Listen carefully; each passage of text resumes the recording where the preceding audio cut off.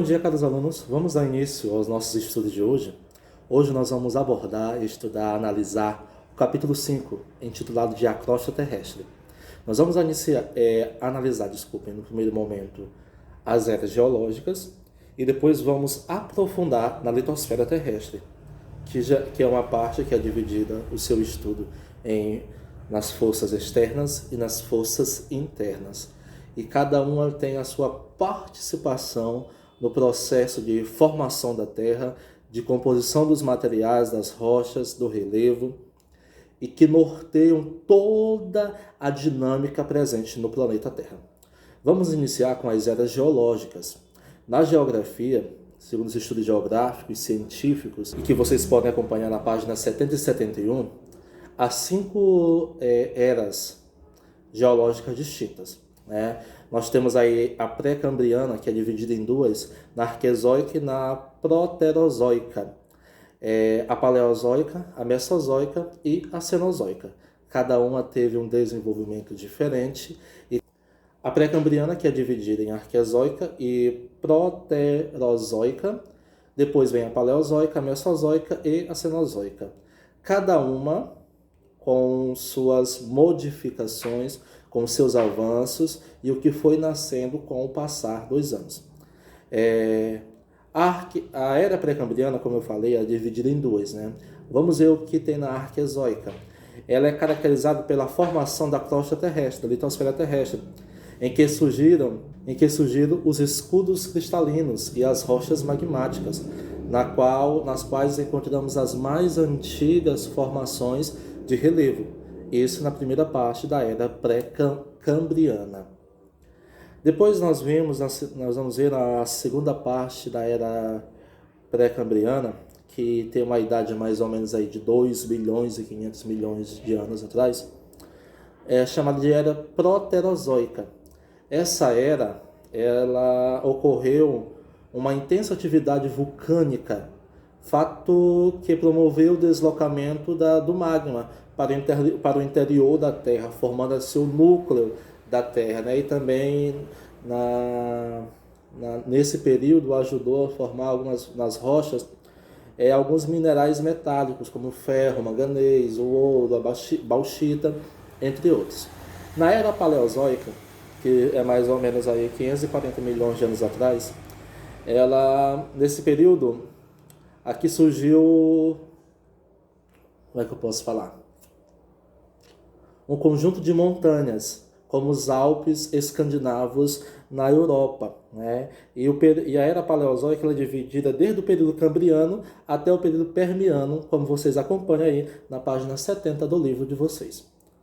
Seguindo, nós temos a era mesozoica, que iniciou cerca de 250 milhões de anos atrás, marcada intensamente pelo vulcanismo e, consequentemente, pelo derrame de lavas em várias partes do globo. Lembrando que no vulcanismo, que nós vamos estudar mais à frente, o que está dentro do vulcão, o material fundido em alta temperatura, é chamado de magma, e quando esse magma perde os gases e sai dos vulcões, ele é chamado de lavas. Ok? Então lá, também foi conhecido nesse período, no período da era mesozoica, o processo de sedimentação dos fundos marinhos, dos oceanos, que originou a questão do petróleo. Foi nessa era, na era mesozoica. Outra característica também dessa era mesozoica foi a divisão da Pangeia. A Pangeia é o supercontinente, como nós vamos ver na teoria da deriva continental, começou a se degradar, a se desprender através de vários abalos sísmicos, de vários terremotos e maremotos, que aconteceu na Pangeia e na Pantalassa.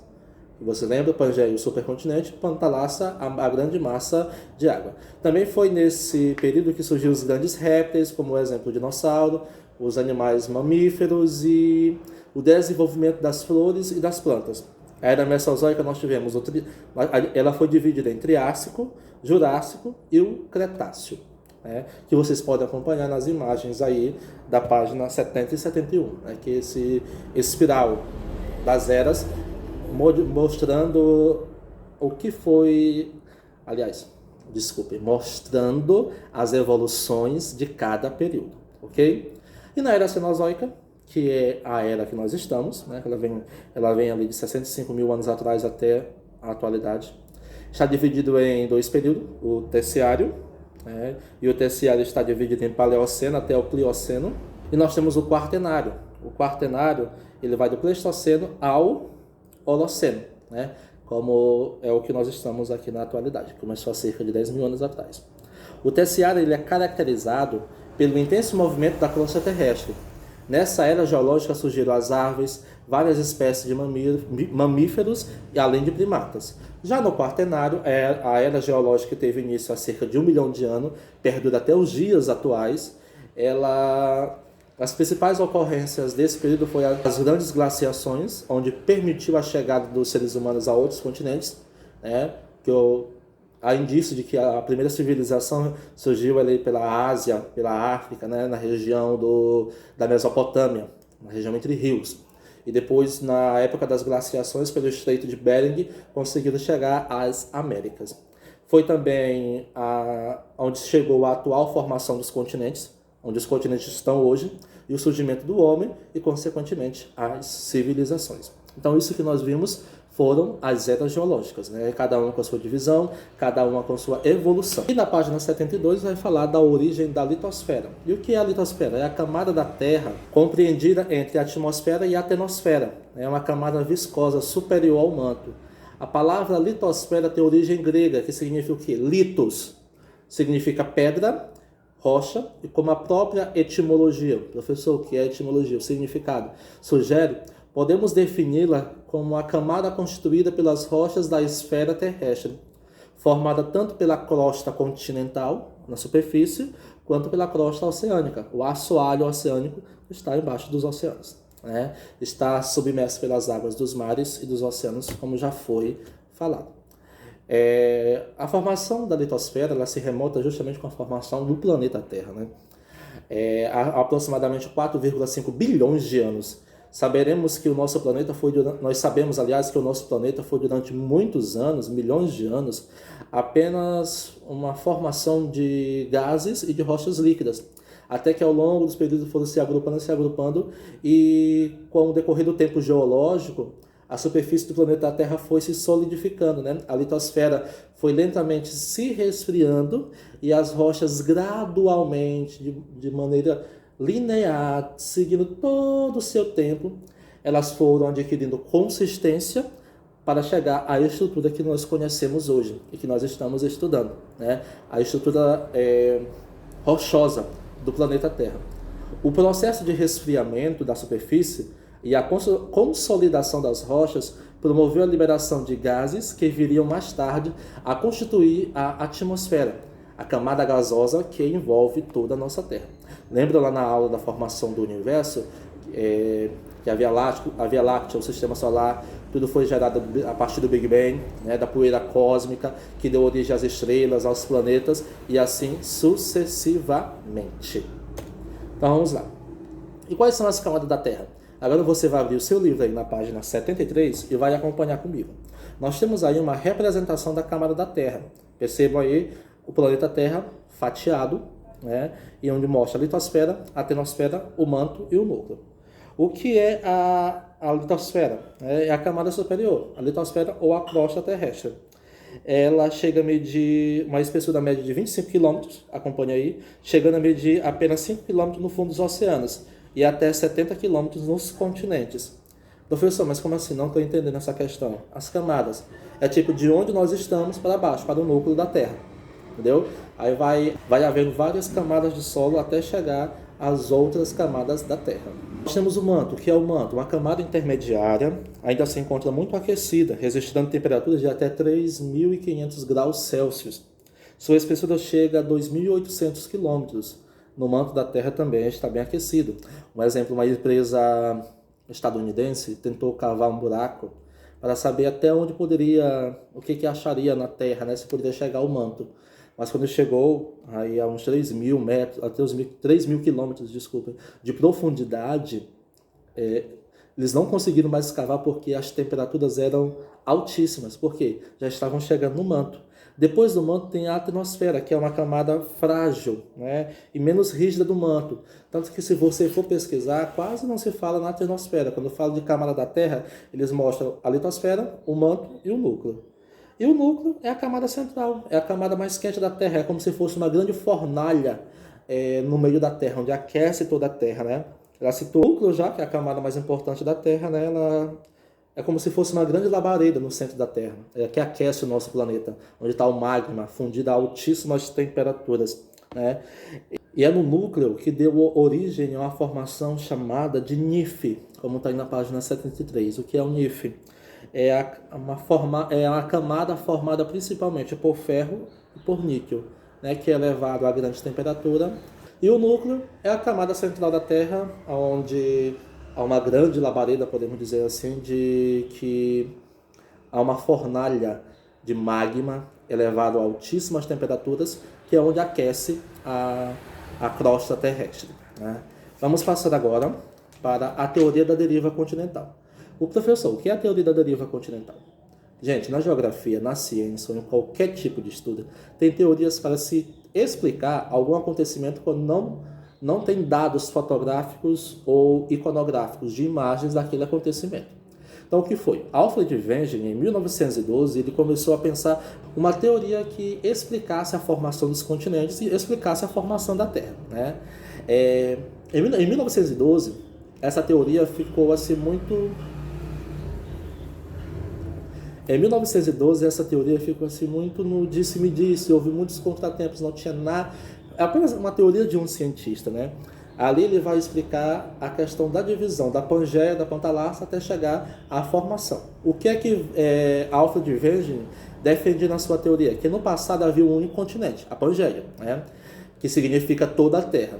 Com a sua lenta fragmentação, com os abalos sísmicos, com os terremotos, com tudo que aconteceu, a lenta fragmentação da Pangeia, né? Formaram-se então dois grandes continentes, a Laurásia e a Gondwana, né? Houve a Pangeia, depois, segundo a teoria da deriva continental, depois de alguns abalos sísmicos, surgiu a Laurásia e a Gondwana, que vocês podem observar aí na página 74. E depois, em seguida, depois de vários terremotos, depois da modificação do tempo, do choque das placas tectônicas, os continentes se afastaram e chegaram às configurações que nós temos hoje, 2 simples continentes, né? Para complementar essa teoria, outros teóricos, outros pesquisadores também começaram a estudar as placas tectônicas. E foi a partir da teoria das placas tectônicas que a teoria da deriva continental ganhou grande destaque. E pode ser mais elaborada, pode ser mais edificada, e aí ganhou uma justificativa maior, né? A teoria das placas tectônicas descreve e examina o movimento das placas tectônicas e as forças atuantes entre elas, através de sua relação com o sistema de conversão do manto, né? O manto, aonde está localizado uma camada intermediária entre a crosta terrestre e o núcleo, uma área também muito quente, né? E é nessa região do manto que as vibrações dos abalos sísmicos das placas tectônicas perdem força. Então lá, placas tectônicas, como vocês podem observar aí na página 75, nós temos várias placas, né? Na página 75 tem a divisão das placas tectônicas. Elas são a placa africana, Antártida, arábica, australiana, dos Cocos, do Caribe, de Escócia, eurasiática, indiana, Juan de Fuca, do Pacífico, das Filipinas, de Nazca, norte-americana, sul-americana, que é a placa onde o Brasil está inserido.